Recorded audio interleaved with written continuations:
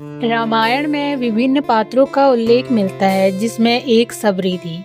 सबरी प्रभु श्री राम की अनन्य भक्ति थी और उसने अपना सारा जीवन राम की भक्ति में समर्पित कर दिया। अपनी कुटिया में बैठी सबरी प्रभु श्री राम के आने का इंतजार करती रहती थी। भगवान और भक्त का संबंध वैसा ही होता है जैसे माता पिता का अपने बच्चों से।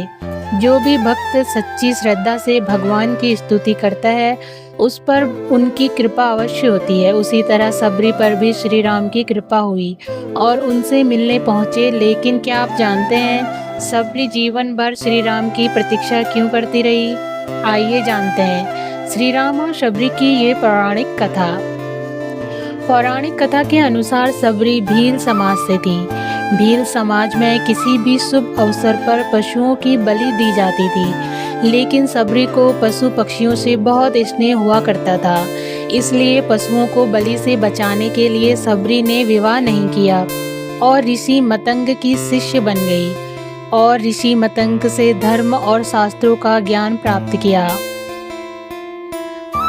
ऋषि मतंग के आश्रम में आने के बाद सबरी हमेशा प्रभु श्री राम की भक्ति में ही लीन रहती थी। भगवान के प्रति सबरी का ऐसा भक्ति भाव देखकर ऋषि मतंग ने अपने अंत समय में सबरी को बताया कि श्री राम के दर्शन से ही सबरी को मोक्ष मिलेगा।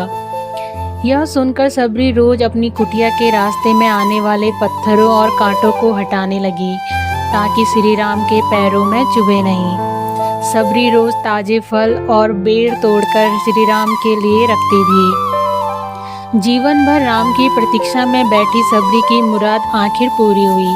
वन में माता सीता को ढूंढते हुए श्री राम और लक्ष्मण सबरी की कुटिया में पहुंचे। जब सबरी ने श्री राम को देखा तो आंखों से आंसू बहने लगे और वे उनके चरणों से लिपट गई। सबरी ने श्री राम को स्वयं चखकर सिर्फ मीठे बेर खिलाए और श्री राम ने सबरी के जूठे बेर प्रेम भाव से खा लिए।